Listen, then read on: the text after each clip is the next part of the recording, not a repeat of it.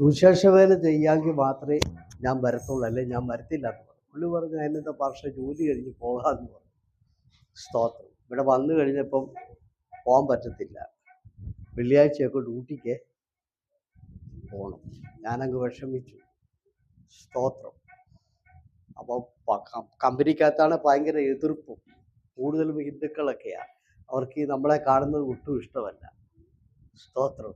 ഞാൻ രാത്രി കാലങ്ങളിലൊക്കെ റൂമിനകത്തിരുന്ന് ബുക്ക് വായിക്കാനൊക്കത്തില്ല. കൂടെ കിടക്കുന്നതെല്ലാം മുസ്ലിങ്ങളും അവരും ഇവരും ഒക്കെ പ്രശ്നം ഉണ്ടാക്കും. ലൈറ്റ് ഇടാനൊക്കത്തില്ല അമ്പോണി കഴിഞ്ഞാൽ. ഈ ചൂടത്ത് ഈ പാസേജ് വന്നിരുന്ന് ലൈറ്റ് ഇട്ട് പുസ്തകം വായിക്കുന്നത്. സ്തോത്രം. അല്ലാതെ അവന്മാരുടെ അവിടെ റൂമിലെങ്ങാനും ലൈറ്റ് ഇട്ട് പോയെങ്കിലോ പുസ്തകം വായിച്ചു പോയെങ്കിലോ അന്നേരം ഓഫീസിലോട്ട് വിളിച്ച് പറയും, ഈ പുള്ളി കാരണം ഞങ്ങൾക്ക് കിടക്കാൻ പറ്റുന്നില്ല രാത്രിയിൽ, അങ്ങനെയാണ്. സ്തോത്രം. അപ്പോൾ പ്രാർത്ഥനയ്ക്ക് പോകാൻ പറ്റുന്നില്ല. ഞാൻ പ്രശ്നങ്ങളൊക്കെ വളരെ സീരിയസ് ആവും, പോകാൻ പറ്റുന്നില്ല. ഞാൻ ഉടനെ പ്രാർത്ഥിച്ചിട്ട് ഞങ്ങളുടെ മാനേജരോട് ഞാൻ ചോദിച്ചു. അപ്പം ഞങ്ങൾക്കൊരു പൊതു റൂമുണ്ട്, എല്ലാവർക്കും വന്നിരിക്കാനും ടി വി കാണാനും ഒക്കെയുള്ള റൂമാണ്. അന്ന് ടി വി ഒക്കെ വളരെ കുറവുള്ള കാലമാണ്. 1987 ഇവിടെ ഇത്രയും പുരോഗതിയൊന്നും, നെറ്റൊന്നും ഇല്ലല്ലോ അന്ന്. സ്തോത്രം. അപ്പൊ എല്ലാരും ഇവിടെ വന്നിരുന്നാണ് ടി വി കാണുന്നത്, വർത്താനം പറയുന്നത്, ചീട്ട് കളിക്കുന്നത്, വേറെ ഒത്തിരി പരിപാടിയൊക്കെ ഉണ്ട്. അപ്പൊ ഞാൻ ബോസിനോട് ചോദിച്ചു, എനിക്ക് വെള്ളിയാഴ്ച ഒരു 2 മണിക്കൂർ പ്രാർത്ഥന നടത്താൻ ഈ റൂം കൊണ്ട് തരാമെന്ന് ചോദിച്ചു. പുള്ളി കത്തോലിക്കനാ. പുള്ളി പറഞ്ഞു ഓക്കെ പാസ്റ്റർ 2 നടത്തിക്കോളാൻ പറഞ്ഞു. ആദ്യത്തെ ആഴ്ച പ്രാർത്ഥന കഴിഞ്ഞപ്പോൾ ഭയങ്കര പ്രശ്നം. എല്ലാവരും കൂടി ബോസിനോട് കംപ്ലൈൻ്റ് ആയി, ഞങ്ങൾക്ക് അവിടെ ഇരിക്കാൻ പറ്റുന്നില്ല, ഞങ്ങൾക്ക് അങ്ങനെയാണ് ഇങ്ങനെയാണ് എല്ലാം പറഞ്ഞു. അപ്പോൾ ഏതായാലും ഞാൻ വീണ്ടും പ്രാർത്ഥിച്ച് ശകലം ഒന്ന് ഒതുങ്ങി. ഞങ്ങളുടെ ബോസ് വന്നിരുന്നു. ഒറ്റ വാക്കി ഞാൻ പറയട്ടെ, പുള്ളി സ്നാനപ്പെട്ടു, പുള്ളി പെന്തക്കോസിലായി. പുള്ളിയുടെ വീട്ടിലാണ് ഇവിടുത്തെ ജോഷുവ ജനറേഷൻ്റെ ആരാധന നടന്നത്. ഇപ്പൊ പുള്ളി തള്ളിച്ചാൻ അറിയത്തില്ലേ, ഞങ്ങളുടെ തള്ളിച്ചാനെ അറിയത്തില്ലേ? ചോദിച്ചാൻ അറിയും. പുള്ളി കത്തോലിക്കനായിരുന്നു. അപ്പൊ പുള്ളി നാട്ടിൽ പോയി പിള്ളേരാ കമ്പനിയൊക്കെ സേവിയർ. സ്തോത്രം. പുള്ളി വന്നിരുന്നു, വചനം കേൾക്കാൻ തുടങ്ങി. കുറെ കഴിഞ്ഞപ്പോഴത്തേന് പുള്ളി രക്ഷിക്കപ്പെട്ടു, സ്നാനപ്പെട്ടു. പുള്ളിയുടെ അന്യൻ രക്ഷിക്കപ്പെട്ടു, മോൻസി സ്നാനപ്പെട്ടു, ഭാര്യ സ്നാനപ്പെട്ടു. ഇവരെല്ലാം വിശ്വാസി വന്നപ്പോഴത്തേന് കമ്പനിയിലെ ആൾക്കാർക്കൊക്കെ ഒന്നും മിണ്ടാൻ മേലതാക്കി. അപ്പൊ ചുരുക്കി ഞാൻ പറഞ്ഞത്, ദൈവമക്കളെ പ്രാർത്ഥിച്ചാൽ മതി, ഏത് പ്രശ്നത്തിനും വിടുതലുണ്ട്. എടുത്തു ചാടരുത്. നമ്മൾ ക്ഷമയോടെ പ്രാർത്ഥിക്കുക, കർത്താവ് അത്ഭുതങ്ങൾ ചെയ്യും. ഇന്ന് അവരുടെ കുടുംബക്കാരെല്ലാം രക്ഷിക്കപ്പെട്ടു, സ്നാനപ്പെട്ടു. അതോടുകൂടെ എനിക്ക് വെള്ളിയാഴ്ച ദിവസം അവധി തന്നു. എന്നോട് പറഞ്ഞിട്ട് വെള്ളിയാഴ്ച ഡ്യൂട്ടി ഉണ്ടെങ്കിൽ പാസ്റ്റർ വരണ്ടെന്ന് പറഞ്ഞു. അങ്ങനെ വെള്ളിയാഴ്ച രാവിലെ ഞാനൊരു പ്രെയർ തുടങ്ങി. ആ പ്രെയറിൽ രക്ഷിക്കപ്പെട്ടു വന്ന ആളാണ് രണ്ടായിരിക്കുന്നത് തോമസും ഈ സീനായും. അത് യാക്കോബക്കാരുടെ ഇടയ്ക്കാണ്, പെന്തക്കോസുകാരല്ല വീട്ടുകാര്. അവിടെ വരുന്നതും പെന്തക്കോസുകാരല്ല. സ്തോത്രം. ഒരു പെന്തക്കോസുകാരും ഇല്ല. യാക്കോബൻ അച്ഛൻ വരെ അവിടെ വരും. സ്തോത്രം. ആ പ്രാർത്ഥന ഞാൻ 14 വർഷത്തോളം ആ വീട്ടിൽ ആ പ്രാർത്ഥന നടത്തി. ഒത്തിരി പേര് വിശ്വാസി വന്നു. നമ്മുടെ ദേവിക്കുട്ടിയൊക്കെ ആ കേറോഫി വിശ്വാസി വന്നതാണ്. ഒരു പാപ്പച്ചായന് അവരെല്ലാം ഇന്ന് ക്യാൻസർ അടിച്ച് നാട്ടിൽ പോയി. സ്തോത്രം. അപ്പൊ വെള്ളിയാഴ്ച ആരാധനയ്ക്ക് എനിക്ക് സ്വാതന്ത്ര്യമായി, സുവിശേഷം. അങ്ങനെ ഇരിക്കുമ്പോഴാണ് ഞാൻ വെള്ളിയാഴ്ച നമ്മുടെ മാത്യു ഡോക്ടറെ പഠിപ്പിക്കാൻ തുടങ്ങി. പുള്ളി രക്ഷിക്കപ്പെട്ട് സ്നാനപ്പെട്ട് മുന്നോട്ട് വന്നു. പുള്ളി എന്ത് ചെയ്തു, അന്നേരത്തേനാണ് ഞാൻ ഇവിടുത്തെ ജുമാ കൺസ്ട്രക്ഷൻ്റെ വീട്ടിലെ പോകാൻ തുടങ്ങി. വർഗീസിൻ്റെ രണ്ടാമത്തെ പെങ്ങളും സണ്ണിച്ചാൻ അറിയാമല്ലോ, അവർ സ്നാനപ്പെട്ടു മുൻപോട്ട് വന്നു. അവിടെ ഞാൻ ഒരു ആരാധന തുടങ്ങി. അപ്പൊ ഞാൻ പറഞ്ഞത്, നമ്മളെ ദൈവം ഒരു ദേശത്ത് കൊണ്ടുവരുമ്പോൾ അതിനകത്തൊരു പദ്ധതി ഉണ്ട്. ഒരുപക്ഷെ നമ്മൾ ഇറങ്ങി വരുമ്പോൾ ഇതൊന്നും നമുക്ക് അറിയത്തില്ലായിരിക്കാം, ഭയങ്കര പ്രതികൂലമായിരിക്കാം. നമ്മൾ പേടിക്കരുത്, അതിനകത്തെല്ലാം ദൈവത്തിന്റെ പദ്ധതിയുണ്ട്. സ്തോത്രം പറഞ്ഞേ. ഇന്ന് ആ കുടുംബങ്ങളെല്ലാം വിശ്വാസത്തിൽ വന്ന് അവിടെ നിന്ന് ഒരു സഭയുണ്ടായി. ആ സഭയുടെ പേര് സിയോൻ അസംബ്ലി. ഇവിടെ അതില്ല. സ്തോത്രം. ഞാൻ തുടങ്ങിയ കൂട്ടായ്മയാണ്. ഒരു 10, 60, 70 പേര് ഇപ്പൊ അവിടെ ആരാധന കൂടുന്നുണ്ട്. സ്തോത്രം. ഹല്ലേലൂയ. അവരെ ഞാൻ സുഖമില്ല കിടന്നപ്പോ ഇവിടെ വന്നായിരുന്നു. അപ്പൊ അതുകൊണ്ട് ദൈവമക്കളെ, വിശ്വാസത്തിൽ വന്ന നിങ്ങളോട് ഞാൻ പറയുന്നു, ദൈവത്തിന് നമ്മൾ അറിയാത്ത പദ്ധതികളുണ്ട്, നമ്മൾ ഒരിക്കലും കാണാത്ത പദ്ധതികളുണ്ട്. നിങ്ങൾ പതറരുത്. അതുപോലെ സാമ്പത്തികം എന്ന് പറഞ്ഞാല് 60 ദിനാറിന് ശമ്പളം കിട്ടത്തുള്ളൂ. റൂം മാത്രം തരും, AC തരത്തില്ല. റൂം AC നമ്മൾ സ്വന്തം പൈസയിലെ, കട്ടില് തരത്തില്ല, സ്വന്തം പൈസ മേടിച്ചോണം. ഫ്രിഡ്ജ് നമുക്ക് തരത്തില്ല, സ്വന്തം പൈസ മേടിച്ചോണം. അടുപ്പോ ഗ്യാസോ ഒന്നും തരത്തില്ല, കിടക്കാൻ ഒരു സൗകര്യം മാത്രം കമ്പനി തരും. 60 ദിനാറാണ്. ഈ 60 ദിനാറിൽ നമ്മൾ എന്ത് ചെയ്തോണം?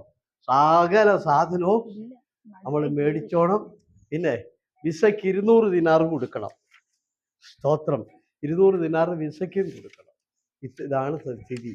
60 ദിനാറാണ് തരുന്നത്. Price the Lord.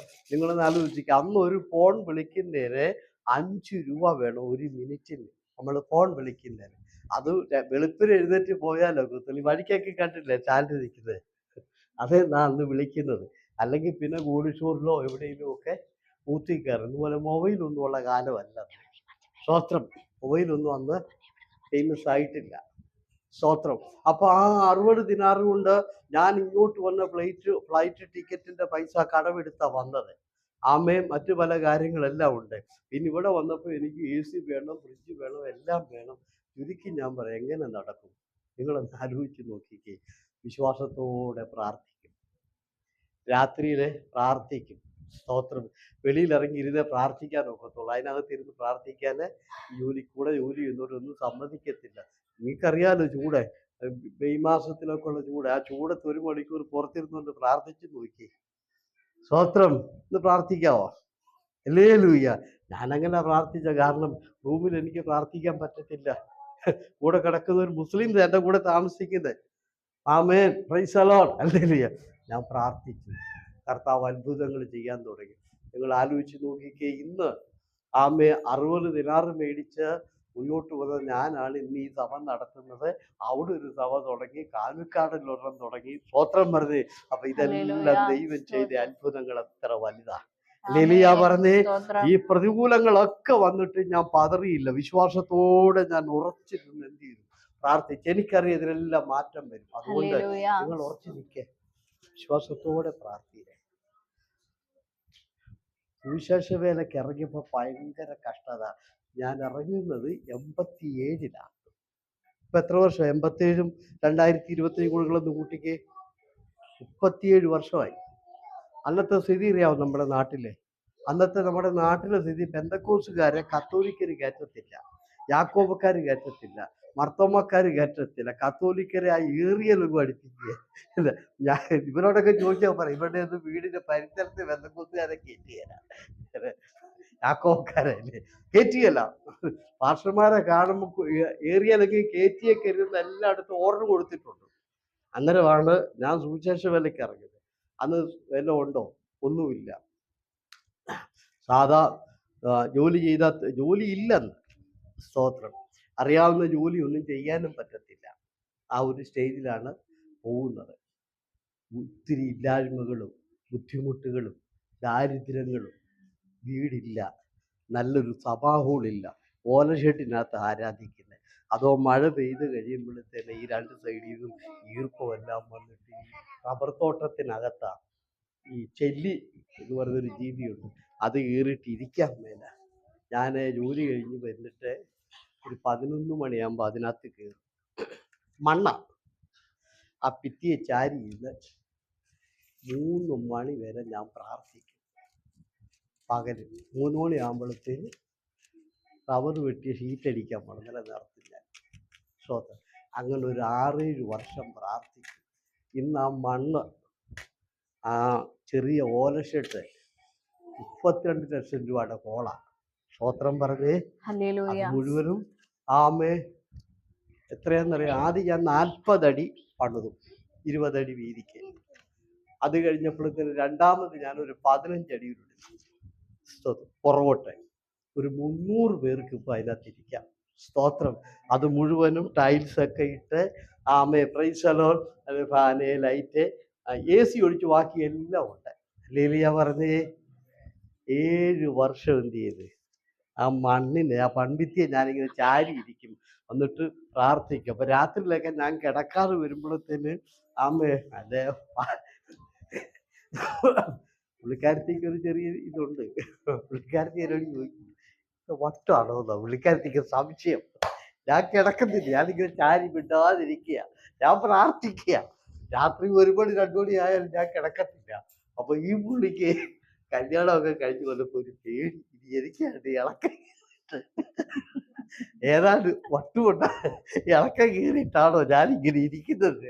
അവരുടെ വീട്ടിലെല്ലാം ഇത് പറഞ്ഞു. ഞാൻ പറഞ്ഞത് ദൈവമക്കളെ പ്രാർത്ഥിക്കുക, പ്രാർത്ഥിക്കുക. പ്രാർത്ഥന കേൾക്കുന്ന ദൈവം ജീവിക്കുന്നു. ഹല്ലേലൂയ പറഞ്ഞ്. എനിക്ക് വീടില്ല, എനിക്ക് വലിയ ബുദ്ധിമുട്ടായിരുന്നു. വീടില്ല, സഭാഹോളില്ല, സാമ്പത്തിക വല്ല ഒന്നുമില്ല, കൂടി വരാൻ ആൾക്കാരില്ല. നമുക്കറിയാലോ ഈ ഓലഷെഡൊക്കെ വെച്ച് ആരാ കൂടുന്നത്? ആരും വരത്തില്ല. അവിടുന്ന് ഇവിടുന്ന് ഒക്കെ ഞാൻ നടന്ന് കോളനി എല്ലാം കയറി ഇറങ്ങി ചിലപ്പോൾ 1 2 വീട്ടുകാരൊക്കെയാ വരുന്നത്. സ്തോത്രം. എന്നാൽ ഇന്ന് ദൈവം അത്ഭുതങ്ങൾ ചെയ്തു. സ്തോത്രം. ഓളായി, ചെറിയ വീടായി, കാര്യങ്ങളായി, എല്ലാം ദൈവം തന്നു. അതുകൊണ്ട് കുറച്ച് നിന്ന് പ്രാർത്ഥിക്കാവോ? പ്രാർത്ഥിക്കണം. സ്തോത്രം. പ്രാർത്ഥിച്ചാലേ ദൈവം പ്രവർത്തിക്കും. ജീവിതത്തിലെ അനുഭവങ്ങളാണ് ഈ പറഞ്ഞത്. ഇവിടെ വന്ധ്യം പറഞ്ഞല്ലോ, പ്രാർത്ഥിച്ചപ്പോൾ കർത്താവ് എന്ത് ചെയ്തു? ബോസിനെ കൊണ്ടുവന്ന് പ്രാർത്ഥനയ്ക്ക് ഇരുത്തി 3 ആഴ്ച കഴിഞ്ഞപ്പം പുള്ളി രക്ഷിക്കപ്പെട്ടു. സ്തോത്രം. അതുകൊണ്ട് നമ്മുടെ കർത്താവിന് അസാധ്യമൊന്നുമില്ല. നമ്മൾ ചിന്തിക്കുന്നതിനപ്പുറത്ത് ദൈവം പ്രവർത്തിക്കും. സ്തോത്രം. നിങ്ങൾക്ക് മനസ്സിലായി എന്ന് ഞാൻ കരുതുക. എല്ലാരും കരങ്ങൾ ഉയർത്തി ഹല്ലേലൂയ പറഞ്ഞു. ആമേൻ. സ്തോത്രം. 1 രാജാക്കന്മാരുടെ പുസ്തകം 17-ാം അധ്യായം നമ്മൾ കഴിഞ്ഞ ദിവസം വായിച്ചു. ആ വാക്യത്തിലെ നമുക്കൊന്നുകൂടെ കടന്നു വരാം. 1 രാജാക്കന്മാരുടെ പുസ്തകം 17-ാം അധ്യായം എടുത്തവർക്ക് വേഗത്തിൽ ഒന്ന് വായിക്കാം. വേഗം വായിച്ചാട്ടെ. എന്നാൽ ഗിലെയാദിലെ തിശ്ബിയിൽ നിന്നുള്ള തിശ്ബിനായ ഏലിയാവ് ആഹാബിനോട്, ഞാൻ സേവിച്ചു നിൽക്കുന്ന ഇസ്രായേലിന്റെ ദൈവമായ യഹോവയാണ്, ഞാൻ പറഞ്ഞല്ലാതെ ഈ ആണ്ടുകളിൽ മഞ്ഞും മഴയും ഉണ്ടാകിയില്ല എന്ന് പറഞ്ഞു. പിന്നെ അവന് യഹോവയുടെ അരുളപ്പാടുണ്ടായതെന്തെന്നാൽ, നീ ഇവിടെ നിന്ന് പുറപ്പെട്ട് കിഴക്കോട്ട് ചെന്ന് യോർദാൻ കിഴക്കുള്ള കെരീത്ത് തോട്ടിനരികെ ഒളിച്ചിരിക്കുക. തോട്ടിൽ നിന്ന് നീ കുടിച്ചു കൊള്ളേണം. അവിടെ നിനക്ക് ഭക്ഷണം തരേണ്ടതിന് ഞാൻ കാക്കയോട് കൽപ്പിച്ചിരിക്കുന്നു. അങ്ങനെ അവൻ പോയി യഹോവയുടെ കൽപ്പന പ്രകാരം ചെയ്തു. അവൻ ചെന്ന് യോർദാന് കിഴക്കുള്ള കെരീത്ത് തോട്ടിനരികെ പാർത്തു. കാക്ക അവന് രാവിലെ അപ്പവും ഇറച്ചിയും വൈകുന്നേരത്ത് അപ്പവും ഇറച്ചിയും കൊണ്ടുവന്നു കൊടുക്കും. തോട്ടിൽ നിന്ന് അവൻ കുടിക്കും. എന്നാൽ ദേശത്ത് മഴ പെയ്യായികയാൽ കുറെ ദിവസം കഴിഞ്ഞ ശേഷം തോട് വറ്റിപ്പോയി. അപ്പോൾ അവന് യഹോവയുടെ അരുളപ്പാടുണ്ടായതെന്തെന്നാൽ, നീ എഴുന്നേറ്റ് സീദോനോട് ചേർന്ന് സാരെഫാത്തിലേക്ക് ചെന്ന് അവിടെ പാർക്ക. നിന്നെ പുലർത്തേണ്ടതിന് അവിടെയുള്ള ഒരു വിധവയോട് ഞാൻ കൽപ്പിച്ചിരിക്കുന്നു. മതി. ഏലിയാവ് വന്നു, ഒറ്റ പ്രാർത്ഥന. അദ്ദേഹം പറഞ്ഞു, ഞാൻ പറഞ്ഞല്ലാതെ ഈ ആണ്ടി മഞ്ഞും മഴയും ഉണ്ടാകില്ല, പെയ്യരുത്. പിന്നെ മഞ്ഞും പെയ്തില്ല, മഴയും പെയ്തില്ല. പിന്നെ പുള്ളി പ്രാർത്ഥിക്കുന്ന സമയത്താണ് പെയ്യുന്നത്. 3 വർഷം കഴിഞ്ഞു. സ്തോത്രം. അധികം ഒന്നും പ്രാർത്ഥിച്ചില്ല കേട്ടോ. സ്തോത്രം. അപ്പൊ ഞാൻ ഇന്ന് രാത്രി ചോദിക്കട്ടെ, എന്താണ് ഞാൻ പറഞ്ഞല്ലാതെ മഞ്ഞും മഴയും പെയ്യരുത് എന്ന് പറഞ്ഞപ്പോൾ അത് അടഞ്ഞു. സ്തോത്രം.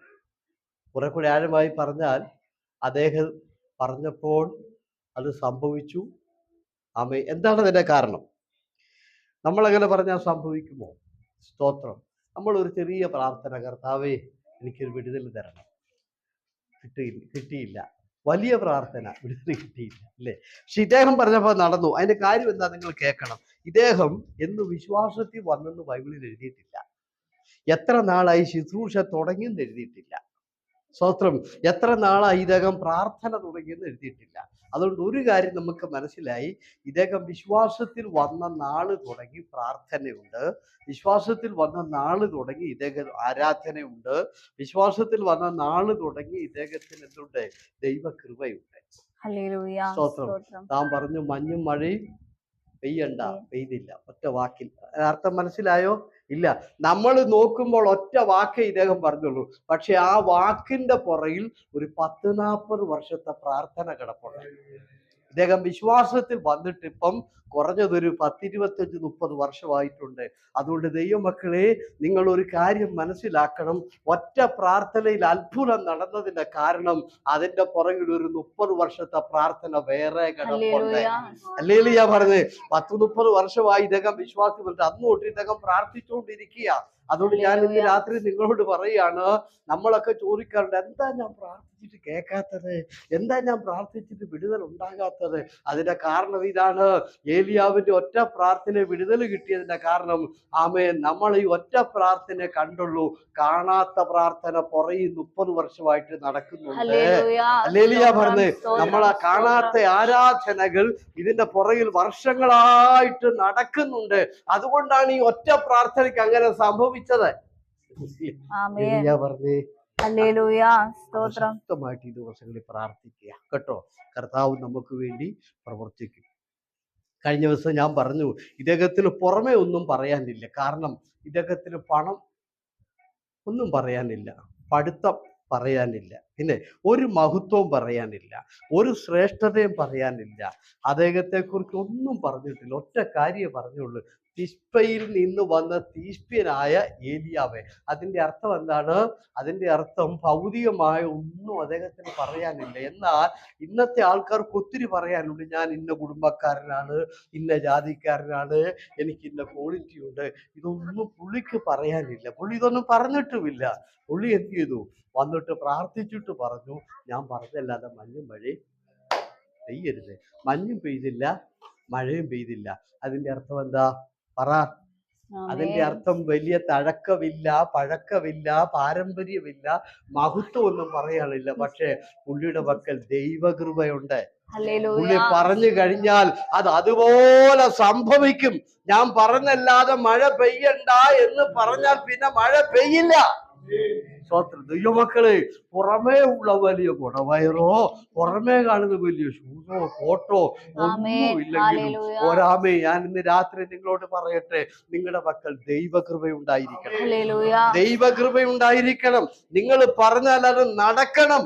അതാ കർത്താവാകെ. അയ്യോ ആമേ, അതാണ് ഏലിയാവിന്റെ പ്രത്യേകത. പുറമെ ഒന്നും പറയാനില്ല, പക്ഷെ പുള്ളി മഴ പെയ്യണ്ടെന്ന് പറഞ്ഞാൽ പിന്നെ പെയ്യില്ല.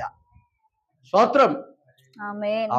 ചിലരെ സംബന്ധിച്ചോളം വലിയ വലിപ്പമുണ്ട് പറയാന്, പക്ഷെ കൈ ദൈവകൃപയില്ല, കയ്യിലെ ഒന്നുമില്ല. സ്തോത്രം. ഹല്ലേലൂയ. ഞാന് ഡേവിഡ് പാസ് കോർഡിനേഷൻ കൊടുത്തപ്പോ അന്ന് ഞാനൊരു കാര്യം പറഞ്ഞു. നമ്മൾ ശ്രദ്ധിക്കേണ്ട ഒരു കാര്യം, നമ്മുടെ പക്കൽ ഒരു ശുശ്രൂഷ വേണം കേട്ടോ. ഒന്നെങ്കിൽ വചന ശുശ്രൂഷ, അല്ലെങ്കിൽ രോഗശാന്തി, അല്ലെങ്കിൽ പ്രവചനം, അല്ലെങ്കിൽ ഒരു അത്ഭുത ശുശ്രൂഷയുടെ വരം. ഇതൊക്കെ ഒന്നുമില്ല നമ്മുടെ പക്കൽ ഒന്നുമില്ല. ഒന്നുമില്ലാതെ വന്നാൽ പിന്നെ ആരും എന്ത് ചെയ്യണ്ട, മാനിക്കത്തില്ല. വചന ശുശ്രൂഷ ഉണ്ടെങ്കിൽ പറയും, അത് നമുക്ക് ആ പുള്ളിയെടുക്ക പോയാൽ വചനം കേൾക്കാം.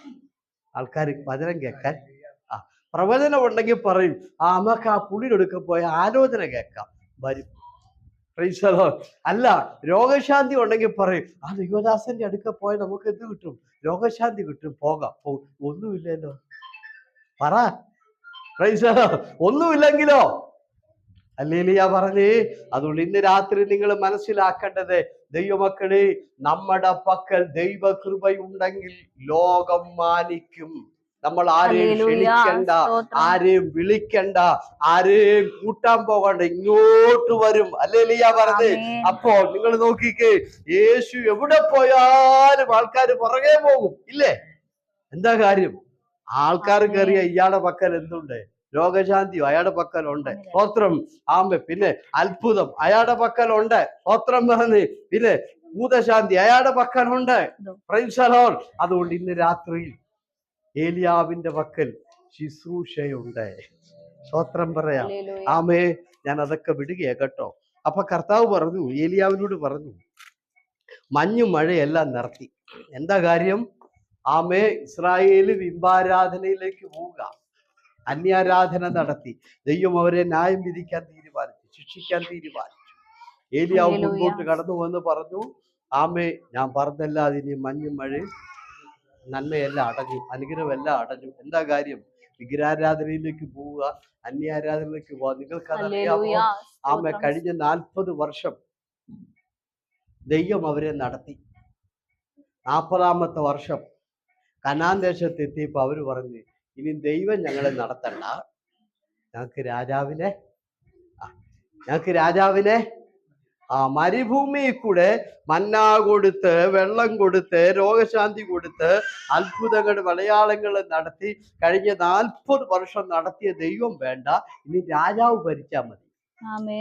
രാജാവ് അങ്ങനെ ദൈവിക നടത്തിപ്പിൽ നിന്ന്, ദൈവിക ഭരണത്തിൽ നിന്ന് മാനുഷിക നടത്തിപ്പിലേക്ക് അവരിറങ്ങി, മാനുഷിക ഭരണത്തിലേക്ക് അവരിറങ്ങി.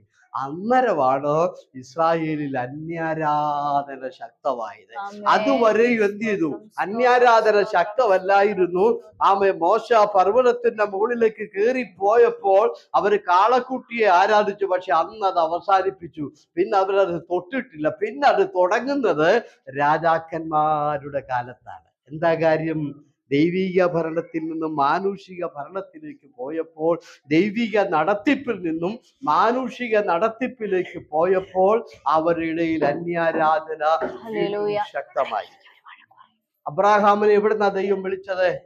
ബാബിലോണിൽ നിന്ന്, ഊർ പട്ടണത്തിൽ നിന്ന് അന്യാരാധന നടത്തിക്കൊണ്ടിരുന്ന അബ്രാഹാമിനെ അന്യാരാധനയിൽ നിന്നും സത്യാരാധനയ്ക്ക് വിളിച്ചു, അല്ലേ?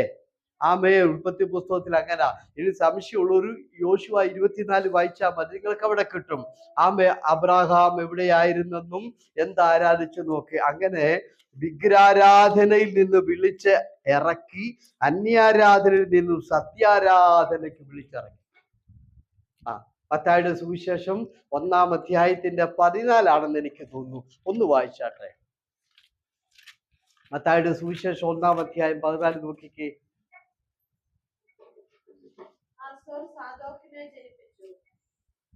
വായിന് ബാബേൽ പ്രവാസം എന്നുള്ള ഭാവം എടുത്തേ. 14 അതോ?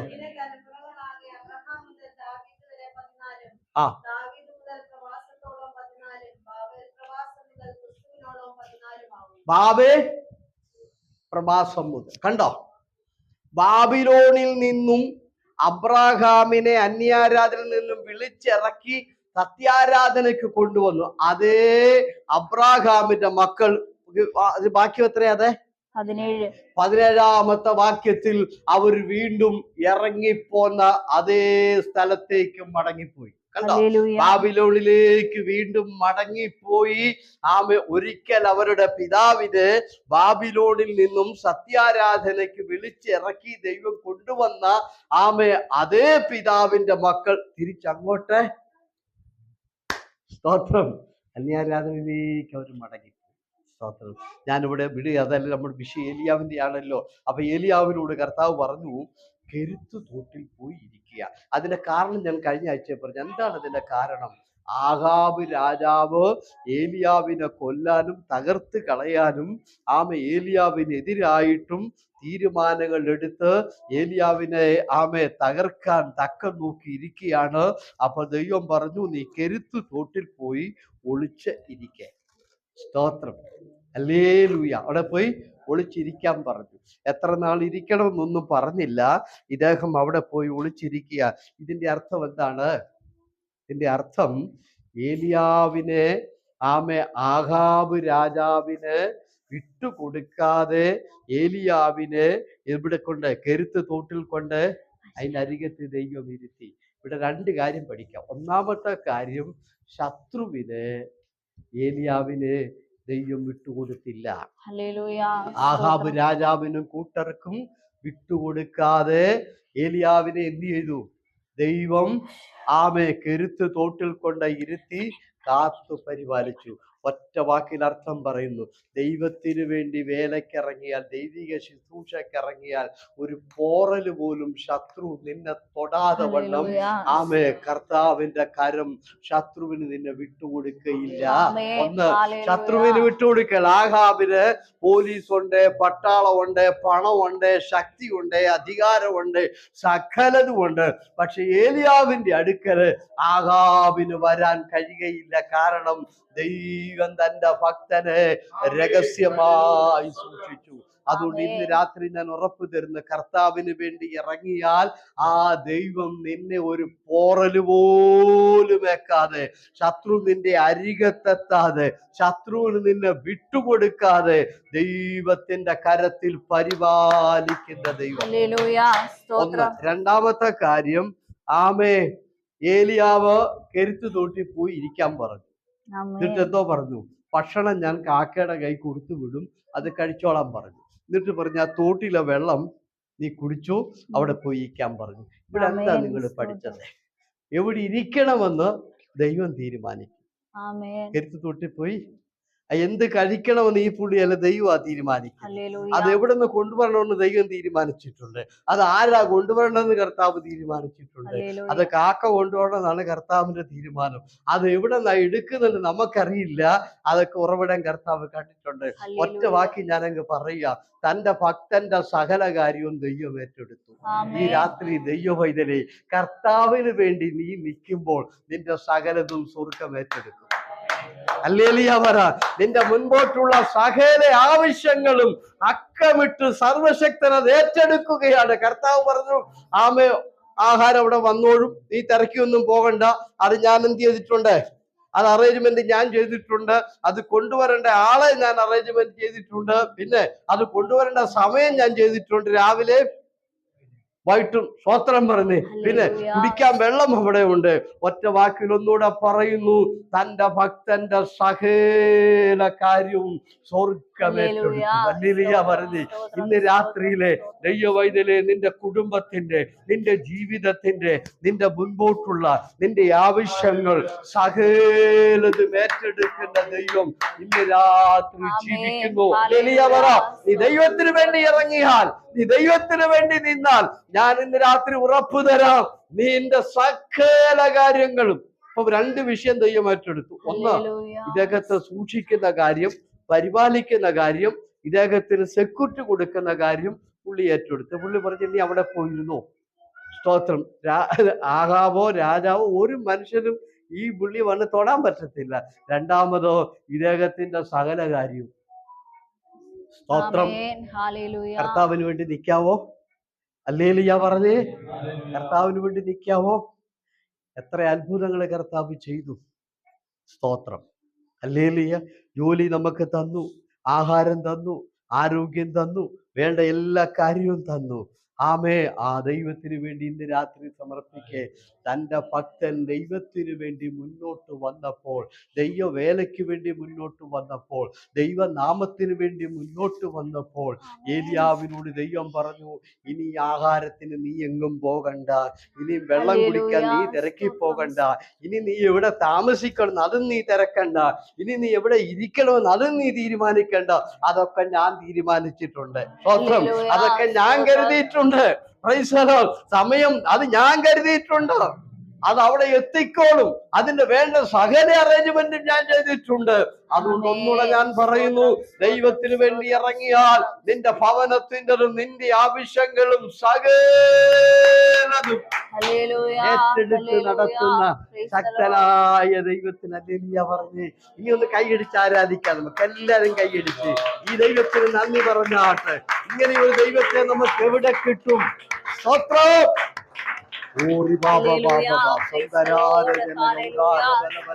കർത്താവിന് വേണ്ടി ഇറങ്ങിയാൽ ദൈവം ഏറ്റെടുക്കും, ദൈവം ഏറ്റെടുക്കും.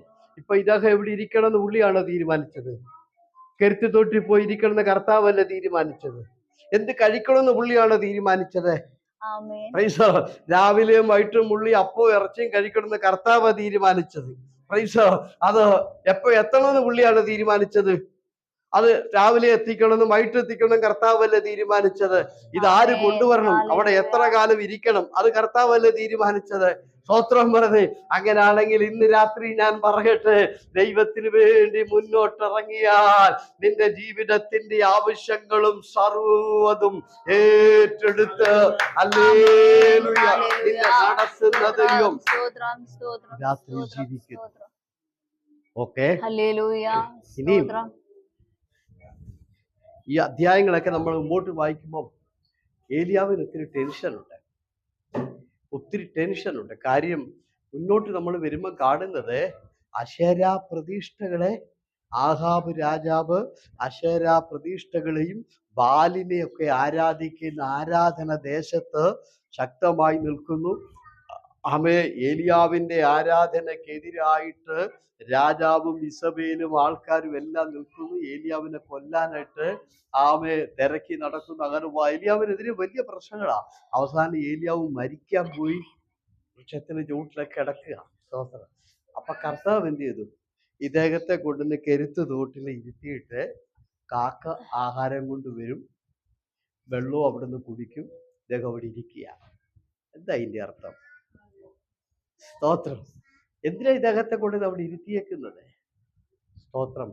വലിയ പ്രതിസന്ധി. 3 വർഷവും 6 മാസവും ആയിട്ട് മഴയില്ല. ദേശത്ത് ഭയങ്കര ക്ഷാമമാണ്, ഇല്ലായ്മയും ദാരിദ്ര്യവും. അതിൻ്റെ ഇടയ്ക്ക് രാജാവിൻ്റെ പ്രതികൂലങ്ങളും ഈ അന്യാരാധനകളും എല്ലാം ശക്തമായി ഏലിയാവിനെതിരെ നിൽക്കുന്നു, വെല്ലുവിളി നിൽക്കുന്നു. ഇതിൻ്റെ നടുക്ക് ദൈവം അവിടെ കൊണ്ടിരുത്തി ആഹാരമൊക്കെ കൊടുത്ത്. ഒറ്റ വാക്കിൽ അർത്ഥം പറയാം, അവിടെ കൊണ്ടിരുത്തിയതേ തൻ്റെ ഹൃദയത്തെ തണുപ്പിക്കാനാ. അല്ലേ? ചില ദിവസങ്ങൾ എന്ത് ചെയ്തു? കെരുത്ത് തോട്ടിൽ കൊണ്ടിരുത്തി തൻ്റെ ആ ടെൻഷനൊക്കെ മാറി തന്നെ അവിടെ ഇരുത്തി ദൈവം തണുപ്പിച്ചു. അതുകൊണ്ട് 23-ാം സങ്കീർത്തനക്കാരൻ പറയുന്നത്, ബൈബിളിനകത്തൊരു ഫ്രിഡ്ജുണ്ട്, ഇറച്ചി വെക്കുന്നതല്ല. അതെന്താ പറയുന്നത്? നിന്റെ ഹൃദയത്തെ തണുപ്പിക്കുന്ന ദൈവം. ഹല്ലേലൂയ പറഞ്ഞേ. വീട്ടുകാര്യത്തെ കുറിച്ച്, സാമ്പത്തിക വിഷയത്തെ കുറിച്ച്, ജോലി വിഷയത്തെ കുറിച്ച്, വീട്ടിലുള്ള പ്രശ്നങ്ങള്, പുറത്തുള്ള പ്രശ്നങ്ങള്, ജോലിയിലുള്ള പ്രശ്നങ്ങള്, നിരവധി പ്രശ്നങ്ങളെ കൊണ്ട് ഹൃദയം കത്തുന്ന ചിലർ ഇന്ന് രാത്രി ഇവിടെ ഉണ്ട്. അതിന്റെ പേരാണ് ഈ ടെൻഷൻ എന്ന് പറഞ്ഞത്. അങ്ങനെയുള്ള ദൈവമക്കളെ കെരുത്തു തോട്ടിൽ കൊണ്ട് ചില ദിവസങ്ങൾ ഇരുത്തി ശാന്തത നൽകിക്കൊണ്ട്, സമാധാനം നൽകിക്കൊണ്ട്, ശത്രു അവിടെ എത്താതെ വണ്ണം വേണ്ട സകല ക്രമീകരണങ്ങളും ചെയ്തുകൊണ്ട് തന്റെ ഭക്തനെ തണുപ്പിച്ച ദൈവം. ഹല്ലേലൂയ പറഞ്ഞ് ഇന്ന് രാത്രിയിലെ ഭവനത്തെ കുറിച്ചോർത്ത് ഹൃദയം കത്തുന്ന വൈതലേ, കടഭാരമോർത്ത് ഹൃദയം കത്തുന്നു. ജോലിയെ കുറിച്ചോർത്ത് ഹൃദയം കത്തുന്നു. അങ്ങനെ ഹൃദയം കത്തിക്കൊണ്ടിരിക്കുന്നെങ്കിൽ ഇന്ന് രാത്രി കർത്താവിന്റെ അടുക്കലേക്ക് വരൂ. നിന്റെ ഹൃദയത്തെ തണുപ്പിക്കാൻ അവന് കഴിയും. അവിടെ കൊണ്ടിരുത്തിയേക്കുക. ഒരു ടെൻഷനും അവിടെ ഇല്ല. അവിടെ കൊണ്ടിരുത്തി തന്റെ ഹൃദയമെല്ലാം തണുപ്പിക്കുക. പ്രാണനെ തണുപ്പിക്കുന്ന ദൈവം. അവിടെ കുറെ നാള് ദൈവം എത്തി. ഇനി നമുക്ക് നോക്കാം ദൈവം എങ്ങനെയാണ് ഏലിയാവിനെ കരുതുന്നത്. ഇപ്പൊ ദേശത്ത് എന്താണ്? ക്ഷാമമാണ്. ഇപ്പൊ ദേശത്ത് ആ ഏരിയയിലെ അല്ലെങ്കിൽ ആ രാജ്യത്ത്, ഇസ്രായേൽ എന്ന് പറയുന്ന രാജ്യത്ത് മഴ പെയ്തിട്ട് 3 വർഷമാകുക, 6 മാസവും ആകാം. ഇതുവരെയായിട്ട് അവിടെ മഴയില്ല, അവിടെ കൃഷിയില്ല, ഒന്നുമില്ല. അവിടെ എല്ലാം ദാരിദ്ര്യവും പട്ടിണിയാണ്. അങ്ങനെ ചുറ്റുപാട് മൊത്തം ദാരിദ്ര്യം നിറഞ്ഞിരിക്കുമ്പോൾ, ഒറ്റ വാക്കി ഞാൻ പറയുന്നു, ഭൗതിക വഴികളെല്ലാം അടഞ്ഞിരിക്കുമ്പോൾ, നന്മയുടെ വഴികളെല്ലാം അടഞ്ഞിരിക്കുമ്പോൾ, ഒരു നന്മയും ഇല്ലാതിരിക്കുമ്പോൾ, അതിനകത്ത് ഏലിയാവിന് സമൃദ്ധിയായി ദൈവം കരുതി. ആ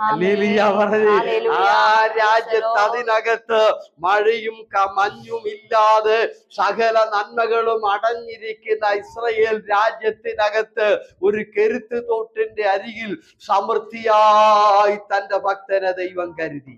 ഹല്ലേലൂയ. അതുകൊണ്ട് ഇന്ന് രാത്രി എനിക്ക് പറയാനുള്ള, ഒരു വഴികളും ഇല്ലാത്തടത്ത്, ഒരു നന്മയും ഇല്ലാത്തടത്ത്, എല്ലാ വഴികളും അടഞ്ഞൊടത്ത്, ഒരു സാധ്യതകളും ഇല്ലാത്തടത്ത് തന്റെ ഭക്തനെ കരുതിയെങ്കിൽ, ഹല്ലേലൂയ പറഞ്ഞേ, നിന്റെ ജീവിതത്തിന്റെ മുൻപില് ഈ ബഗറിന്റെ പ്രദേശത്ത് ഒരു നന്മയും ഇല്ലെന്നോർത്ത് നീ ഭാരപ്പെടണ്ട. എല്ലാ വഴിയും അടഞ്ഞെന്നോർത്ത് നീ ഭാരപ്പെടണ്ട. എല്ലാ വാതിലുകളും പൂട്ടിപ്പോയെന്നോർത്ത് നീ ഭാരപ്പെടണ്ട. അതിന്റെ നടുക്ക് നിന്നെ സമൃദ്ധിയായി കരുതുവാൻ വിളിച്ചിറക്കിയ ദൈവം വിശ്വസ്തനാണ്. ആ ദേശത്ത് ആഹാരമില്ലെങ്കിലും, അവിടെ എല്ലായിടത്തും ക്ഷാമമാണെങ്കിലും, അവിടെ കൃഷിയില്ലെങ്കിലും, അവിടെ ധാന്യങ്ങൾ ഒന്നുമില്ലെങ്കിലും, തന്റെ ഭക്തന് സമൃദ്ധിയോടെ രാവിലെയും വൈകിട്ടും അസാധ്യമായിടത്ത്, സാധ്യതകൾ ഇല്ലാത്തിടത്ത്, എല്ലാം അടഞ്ഞിരിക്കുന്നിടത്ത്, എല്ലാം തടസ്സമായിരിക്കുന്നിടത്ത്, എല്ലാ വാതിലുകളും തുറക്കാതിരിക്കുന്നിടത്ത് തന്റെ ഭക്തനെ കരുതിയ ദൈവം. ഹല്ലേലൂയ പറ, സ്തോത്രം പറ ദൈവമൊക്കെ. കരങ്ങൾ ഉയർത്തി ഹല്ലേലൂയ പറ. അത് പേടിച്ചിരിക്കുക, എല്ലാം അടഞ്ഞിനും പുറകോട്ട് പോകേണ്ടിയായിട്ട് വരുമോ, എല്ലാം അടഞ്ഞിനും കാര്യങ്ങളൊക്കെ നടക്കുമോ? അടഞ്ഞടത്തു ആ ദേശത്ത് 6 മാസവും 3 വർഷവും 6 മാസവുമായിട്ട് ഒരു വീട്ടിൽ നന്മയില്ലാത്തടത്ത് ഭക്തന് കൊണ്ട് കൊടുത്തില്ലേ, എത്തിയില്ലേ? സ്തോത്രം. ഏലിയാവിന്റെ ആഹാരം എത്തിയില്ലേ? ഇനി അതെങ്ങനെ എത്തിയത്? നമ്മൾ ഇന്ന് വരെ കേട്ടിട്ടില്ലാത്ത വഴിയാ, നമ്മൾ കണ്ടിട്ടില്ലാത്ത വഴിയാ. ഇന്ന് വരെ പക്ഷികൾ മനുഷ്യനെ പോറ്റത്തില്ല. മനുഷ്യന്റെ ആഹാരം കൊണ്ട് ഈ സാധനം ജീവിക്കുന്നത്, ഇല്ലേ? നമ്മളൊക്കെ കഴിച്ചു കളയുന്നത് കൊടുക്കുന്നതൊക്കെ കൊണ്ടാണ് കോഴിയും പട്ടിയും പൂച്ചയും കാക്കയൊക്കെ ജീവിക്കുന്നത്. എന്നാൽ ഇന്ന് നിങ്ങൾ നോക്കിക്കേ, അങ്ങനെ മനുഷ്യന് കൊടുക്കുന്നത് കൊണ്ട് ജീവിക്കുക. അല്ലാതെ ഇന്ന് വരെ ഒരു കാക്കയെ ഒരു മനുഷ്യനും ആഹാരം കൊണ്ട് കൊടുത്തിട്ടില്ല. സ്തോത്രം പറഞ്ഞേ. എന്നാൽ ദൈവം ഇവിടെ ചെയ്തതോ ഇന്ന് വരെ നടക്കാത്ത കാര്യങ്ങൾ. ഹല്ലേലൂയ പറയ്. കാക്കയെ കൊണ്ട് ഏലിയാവിനെ പോഷിപ്പിക്കുക. ഒരു ഹല്ലേലൂയ പറഞ്ഞേ. അതുകൊണ്ട് ഇന്ന് രാത്രി ഞാൻ പറയട്ടെ, ലോകത്തിൽ ഇന്ന് വരെ നടക്കാത്തത്, നീ കണ്ടിട്ടില്ലാത്തതും കേട്ടിട്ടില്ലാത്തതുമായ നിലയിൽ നിനക്ക് വേണ്ടി പ്രവർത്തിക്കാൻ കർത്താവിനറിയാം. ഹല്ലേലൂയ പറ. നമ്മുടെ ജീവിതത്തിൽ ഇന്ന് വരെ നമ്മളിങ്ങനെ കേട്ടിട്ടില്ല കാക്ക കൊണ്ടുവന്ന് ഒരു മനുഷ്യൻ ആഹാരം കൊടുത്ത് പോറ്റുന്നത്, കാക്ക ഒരു മനുഷ്യന് ആഹാരം കൊടുത്ത് നടത്തുന്നത്, കാക്ക ഒരു മനുഷ്യൻ ആഹാരം കൊടുത്ത് ജീവിക്കുന്നത്.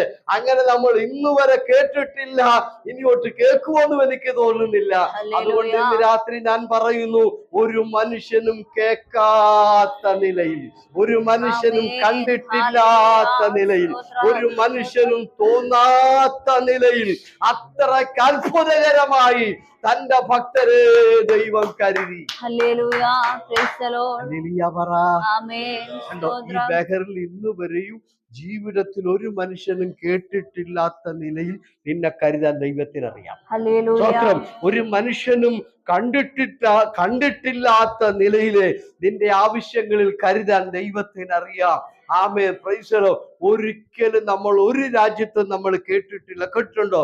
എവിടെയെങ്കിലും ഏതെങ്കിലും രാജ്യത്തോ ആരെങ്കിലും പറഞ്ഞു കേട്ടിട്ടുണ്ടോ കാക്ക മനുഷ്യനെ പോറ്റുന്നെന്ന്? കാക്ക അതിനെ കുഞ്ഞുങ്ങളെ പോലും പോറ്റുകയില്ല. സ്തോത്രം. ഹല്ലേലൂയ. ആമേൻ. ആ കാക്കയെ കൊണ്ട് ഏലിയാവിനെ ദൈവം സമൃദ്ധിയായിട്ട് രാവിലെ വൈകിട്ടും. സ്തോത്രം. ആമേൻ. ചിന്തിക്കാറുണ്ടോ? വേദപുസ്തകം ശരിക്കും പഠിച്ചാൽ ദൈവ ശബ്ദം കേൾക്കുന്നതും ദൈവവേല ഏറ്റെടുക്കുന്നതും ദൈവത്തിന് വേണ്ടി പ്രവർത്തിക്കുന്നതും നിൽക്കുന്നതും ഒക്കെ മനുഷ്യൻ മാത്രമല്ല. ആണോ? യോനായുടെ പുസ്തകത്തിൽ ദൈവം എന്ത് ചെയ്തു? കർത്താവ് പറഞ്ഞു, യോനായുടെ പുസ്തകത്തിൽ തിമിംഗലത്തോട് ദൈവം കൽപ്പിച്ചു, മത്സ്യത്തോട് ദൈവം കൽപ്പിച്ചു. അതിന് ഒരു വേല ഏൽപ്പിച്ചില്ല. ഈ മനുഷ്യനെ എന്ത് ചെയ്തോണം? വിഴുങ്ങി നിനവെ കൊണ്ടുവന്ന് ഇവരെ ഛർദ്ദിപ്പിച്ചേക്കണം. സ്തോത്രം. ഞാനതിൻ്റെ ഭൂമിശാസ്ത്രം കുറച്ച് നോക്കിയപ്പോൾ അന്നത്തെ കാലത്ത് ഈ സൂയസ് കനാൽ തോടെന്ന് പറയുന്നത് വെട്ടി ഉണ്ടാക്കിയിട്ടില്ലാത്തത് കൊണ്ട് ഈ ദിനവയിലേക്ക് ഈ സർസീസ് റൂട്ടിൽ നിന്നും ദിനവയിലേക്ക് പോകാൻ വേണ്ടി ഒത്തിരി സഞ്ചരിക്കണം. ഏതാണ്ട് ഇന്ത്യൻ മഹാസമുദ്രത്തിന്റെ പടിഞ്ഞാറേ അറ്റത്ത് ഈ തിമിംഗലം വന്നിട്ട് അതിങ്ങനെ കറങ്ങിപ്പോണം. 2-3 ദിവസം പിടിക്കും. 10,000 കിലോമീറ്റർ ഉണ്ട്. സ്തോത്രം പറഞ്ഞ് ഈ മനുഷ്യനെ ചുമന്നുകൊണ്ട് 5000 കിലോമീറ്റർ അപ്പുറത്ത് കൊണ്ടുവന്ന് ദൈവം പറഞ്ഞതുപോലെ ആ വേല അത് നിങ്ങളോട് പറഞ്ഞ വല്ലതും ചെയ്തിട്ടുണ്ടോ? സ്തോത്രം. മത്സ്യത്തോട് കൽപ്പിച്ചു, അതനുസരിച്ചു, അത് പ്രവർത്തിച്ചു, അതങ്ങനെ ചെയ്തു. ഹല്ലേലൂയ. അത് കഴിഞ്ഞ ഉടനെ കർത്താവ് ഒരു പുഴുവിനോട് കൽപ്പിച്ചു, ആവിളുക്ക് ഉണക്കാൻ പറഞ്ഞു. സ്തോത്രം പറഞ്ഞു. ഉടനെ ആവിളുക്ക് എന്ത് ചെയ്തു? Price the Lord. ആ പുഴു അവിടെ ചെന്നിട്ട് കർത്താവ് പറഞ്ഞതുപോലെ ആവിളുക്ക് ഉണക്കി. Price the Lord. അതിന് എന്തെല്ലാം പഠിച്ചു? അതിന് പഠിക്കേണ്ട ഒന്ന്, ദൈവശബ്ദം ജീവികളും കേൾക്കും. ദൈവത്തെ ആരാധിക്കണം. നമ്മൾ പലപ്പോഴും ദൈവശബ്ദം കേട്ടിട്ടില്ല, പക്ഷെ പുഴു കേട്ടു. അതിനോട് സംസാരിച്ചത്. സ്തോത്രം പറഞ്ഞ് മത്സ്യം കേട്ടു ദൈവശബ്ദം. ഹല്ലേലൂയ പറഞ്ഞ കാക്ക ദൈവശബ്ദം കേട്ടു. Price the Lord. കാക്കയോട് ദൈവം പറഞ്ഞ് രാവിലെയും വൈകിട്ടും കൊണ്ട കൊടുത്തോണം ഏൽപ്പിച്ചു. എവിടെ നിന്നാന്നുള്ളത് നമുക്കറിയത്തില്ല. ആ സ്ഥലം കാക്കയോട് പറഞ്ഞിട്ടുണ്ട്, കാക്കയ്ക്കറിയാം. Price the Lord. അതിന്റെ ചരിത്രം പറഞ്ഞ് ഇങ്ങനെയാണ്, ദേശത്തെല്ലാം ക്ഷാമമാണല്ലോ, അവിടെ അങ്ങ് ഒന്നുമില്ല. അപ്പൊ ആകെ കൂടെ ആഹാരം ഉള്ളത് ആഹാബ് രാജാവിന്റെ കൊട്ടാരത്തിലെ പട്ടാള ക്യാമ്പിലെ ഭക്ഷണപ്പൊതി ഇങ്ങനെ ഒരു കൊട്ടയ്ക്കകത്താക്കി പട്ടാള ക്യാമ്പിലേക്ക് ആൾക്കാരിങ്ങനെ കൊണ്ടുപോകുമ്പോൾ ആ പൊതിയിൽ നിന്നാണ് ഈ കാക്ക വന്ന് കൊത്തിയെടുക്കുന്നതാണ് ചരിത്രകാരന്മാർ പറയുന്നത്. അതിൽ നിന്ന് ഒരു പൊതി കാക്ക എന്ത് ചെയ്യും? കൊത്തിയെടുത്തോണ്ട് പറക്കുക. അവിടെ നിന്ന് മൈലുകൾ പോണം. ഇയാൾ ഇരിക്കുന്ന കെരുത്ത് തോട്ടില്ല, ശമരിയയിലാണ് കൊട്ടാരം. Praise the lord. ശമരിയയിലാണ് ആഹാബിന്റെ കൊട്ടാരം. അവിടെയാണ് മിലിറ്ററി ക്യാമ്പും ഒക്കെ. ഈ ശമരിയിൽ നിന്ന് ഈ പൊതി കുത്തി ഇതും പറന്നുകൊണ്ട് അത് കെരുത്ത് തോട്ടിച്ചെന്ന് കൃത്യമായിട്ട് രാവിലെ അവിടെ കൊണ്ട് ഇത് കൊടുക്കും, വൈകിട്ട് ഇത് കൊണ്ട് കൊടുക്കും. നമ്മൾ ഇന്ന് വരെ ഏൽപ്പിച്ച കാര്യം കൃത്യമായിട്ട് നമ്മൾ ആരാധിച്ചിട്ടുമില്ല, കൃത്യമായിട്ട് നമ്മൾ പ്രാർത്ഥിച്ചിട്ടുമില്ല, കൃത്യമായി ഒന്നും നമ്മൾ ചെയ്യാറില്ല. എന്നാൽ ആമേ, ജീവികൾ അങ്ങനല്ല, അത് കൃത്യമായി ചെയ്യും. പുഴു കൃത്യമായി അത് ഉണക്കി മത്സ്യത്തോട് പറഞ്ഞു. നിങ്ങൾക്കറിയാമോ, നിങ്ങളുടെ വയറ്റിൽ ഒരു ദിവസം ദഹിക്കാതെ ഒരു സാധനം കിടന്നാൽ നിങ്ങൾ അനുഭവിക്കുന്ന ബുദ്ധിമുട്ട് ഭയങ്കരമാണ്. അങ്ങനാണെങ്കിൽ ഈ മത്സ്യത്തിന്റെ വയറ്റിൽ ഈ മനുഷ്യൻ കിടന്നപ്പോൾ അത് അനുഭവിച്ച വേദന എത്ര വലുതാ. ഹല്ലേലൂയ പറഞ്ഞേ. ആമേ. Price the Lord. അത് 3 ദിവസമാണ് കിടക്കുന്നത്. Price the Lord. 3-4 ദിവസം. ആമേ. ഇത് അകത്ത് മര്യാദയ്ക്ക് കിടക്കുവാണ്. അവിടെ എഴുതിയിരിക്കുന്ന യോന പ്രാർത്ഥിക്കുവാണെന്നാ. കരയ്ക്ക് വെച്ച് പ്രാർത്ഥിക്കത്തില്ലേ നേരത്തെ? പ്രാർത്ഥിക്കാത്ത പുള്ളിയെ പ്രാർത്ഥിപ്പിക്കും. എന്താണെന്നറിയോ? ആമേ, മത്സ്യത്തിന്റെ വയറ്റിൽ ചെന്ന് കയറിയപ്പം പ്രാർത്ഥിക്കാൻ തുടങ്ങി. അതിന് എന്ത് പഠിച്ചു? അതിന് പഠിക്കേണ്ടത്, ആമേ, നേരത്തെ സുഖമായിട്ട് ഇവിടെ ഇരുന്ന സമയത്തൊന്നും പ്രാർത്ഥിക്കത്തില്ല, ഇപ്പൊ പ്രാർത്ഥിക്കാൻ തുടങ്ങി. ഹല്ലേലൂയ. അതുകൊണ്ട് ഞാനൊരു കാര്യം പറയാം, പ്രാർത്ഥിക്കാത്തവരൊന്ന് അറിഞ്ഞോളുക, നീ പ്രാർത്ഥിക്കുന്ന സ്റ്റേജിൽ കൊണ്ട് കയറ്റാൻ പുള്ളിക്കറിയാം. അവിടെ കൊണ്ട് കയറ്റുമ്പോ നീ തന്നെ പ്രാർത്ഥിച്ചു. അപ്പൊ ഒരു പാർശ്വം പറയണ്ട, ആരും പറയണ്ട, ഇപ്പൊ യോന മത്സ്യത്തിന് പറ്റി കാര്യമല്ല, ഇല്ലെങ്കിൽ ചത്തുപോകും. സ്വത്രം പറഞ്ഞ് ആമേ. Price the Lord. ഇപ്പൊ തന്നെ പ്രാർത്ഥിച്ചോണ്ടോ? ഇപ്പൊ തന്നെ ഉപസിക്കുന്നുണ്ടോ? Price the Lord. കാക്ക രാവിലെ ഒരു പൊതി എടുക്കും. നിങ്ങൾ ഇനി നോക്കുക, കാക്കയെ നിങ്ങൾ കണ്ടിട്ടുണ്ട്? ഒരു തേങ്ങാമുറി കഷ്ടിച്ച് കാക്ക കുത്തിയെടുത്തോണ്ട് പോകും. അതിൽ കൂടുതലൊന്നും നമ്മുടെ വീട്ടിൽ നിന്ന് കാക്ക കൊണ്ടുപോവുകയില്ല. നിങ്ങൾ ഒരു അര കിലോ അരി പൊലിഞ്ഞ് കിട്ടിയെന്ന് വെച്ച് നോക്കി, അത് കൊണ്ടുപോകത്തില്ല. കാര്യം മറ്റൊന്നും കൊണ്ടല്ല, അതിന്റെ ചുണ്ട് ഈ അര കിലോ അരി പൊക്കിക്കൊണ്ട് പോകാനുള്ള ശക്തി അതിനില്ല. ശക്തി അതിനെ ഇല്ല. Price the Lord. അമ്മേ, ആ ചുണ്ടത്ത് കൊള്ളാവുന്നതല്ല കൊത്തത്തുള്ളൂ. വെയിറ്റ് 100-200 ഗ്രാം അത്രയേ ഉള്ളൂ. ഈ ഏലിയാവ് എത്ര അപ്പം തിന്നുമായിരിക്കും? 3 എണ്ണമെങ്കിലും കാണത്തില്ലേ? 3 അപ്പം 1 കറി. അപ്പൊ അത് എത്ര കാണും? 100 ഗ്രാം വെച്ച് കൂട്ടിയാലും 3 അപ്പം ആകുമ്പോൾ 300 ഗ്രാം ഇല്ലേ? കറിയില്ലേ? 500 ഗ്രാമിൽ മുകളിലില്ലേ? ഈ കാക്കയ്ക്ക് 500 ഗ്രാം എടുക്കാൻ ഒക്കുവോ? അതെടുത്തോണ്ട് ഇതിന് പറക്കാൻ ഒക്കുവോ? അതിനുള്ള ശക്തി അതിനുണ്ടോ? പക്ഷേ കാക്ക അതെടുത്തു, പറന്നവിടെ കൊണ്ട് കൊടുത്തു. ഹല്ലേലൂയ. അതിനെന്താ നിങ്ങൾ പഠിച്ചത്? നിങ്ങൾ പഠിക്കേണ്ട, ഏൽപ്പിച്ച കർത്താവിനറിയാം ഇതിന് ഈ 500 ഗ്രാം എടുത്തുകൊണ്ട് പറക്കാൻ പറ്റത്തില്ലെന്നറിയാം. അതുകൊണ്ട് ഏൽപ്പിച്ച കർത്താവ് പറക്കാനുള്ള ശക്തി കൂടെ കൊടുത്തു. ഹല്ലേലൂയ പറഞ്ഞേ. അതുകൊണ്ട് ഞാനൊരു കാര്യം പറയട്ടെ, ഏൽപ്പിക്കുന്ന പുള്ളിക്ക് അത് പൂർത്തീകരിക്കാനുള്ള ശക്തിയും പകരാൻ അറിയാം, അതിനുള്ള കൃപയും പകരാൻ അറിയാം, അതിനുള്ള ബലവും പകരാൻ അറിയാം. അതുകൊണ്ട് ദൈവം നിന്നെ ഏൽപ്പിക്കുന്ന കാര്യത്തിൽ നിന്ന് ഒഴിഞ്ഞു പോകരുത്. കാരണം നിനക്ക് കഴിയത്തില്ലെങ്കിൽ കൃപ പകരാൻ കർത്താവിനറിയാം. ഒരു നേരമല്ല, രാവിലെയും വൈകിട്ടും കൊണ്ട് കൊടുക്കണം, നാം ദിവസങ്ങളോളം കൊടുക്കണം. അത് കാക്കയ്ക്ക് ബുദ്ധിമുട്ടാണെന്നറിയാം, പക്ഷെ ആ കാക്കയെ ബലപ്പെടുത്തുവാൻ കർത്താവിന്റെ കരമുണ്ടായി. അതുകൊണ്ട് ഇന്ന് രാത്രി ഞാൻ പറയട്ടെ, പലപ്പോഴും എന്നെ കൊണ്ടിട്ട് നടക്കത്തില്ല, സാധിക്കത്തില്ല എന്ന് പറഞ്ഞ് ഒഴിഞ്ഞു മാറിയില്ലേ? ഒഴിഞ്ഞു മാറിയില്ലേ? പുഴു പുറകോട്ട് മാറിയ കർത്താവേ, ഈ വലിയ മരം ഉണക്കാൻ എന്നെ കൊണ്ട് പറ്റത്തില്ല കേട്ടോ. മത്സ്യം പറഞ്ഞോ, ഞാൻ യോനായെ വിഴുങ്ങത്തില്ല, എന്നെ കൊണ്ട് അത് അവിടെ കൊണ്ടുപോകാൻ പറ്റത്തില്ലെന്ന് പറഞ്ഞോ. കാക്ക പറഞ്ഞോ, ഞാൻ രാവിലെ പോയിട്ട് വിദേഹത്തിന് ആഹാരം എത്തിക്കത്തില്ലെന്ന് പറഞ്ഞ് പുറകോട്ട് മാറിയോ. അതുകൊണ്ട് പലപ്പോഴും ദൈവിക പദ്ധതിയിൽ നിന്ന് ഒഴിവ് പറഞ്ഞു മാറുന്ന പലരും ഇന്ന് രാത്രി ആരാധനയ്ക്ക് ഇതിനകത്തിരിപ്പുണ്ട്.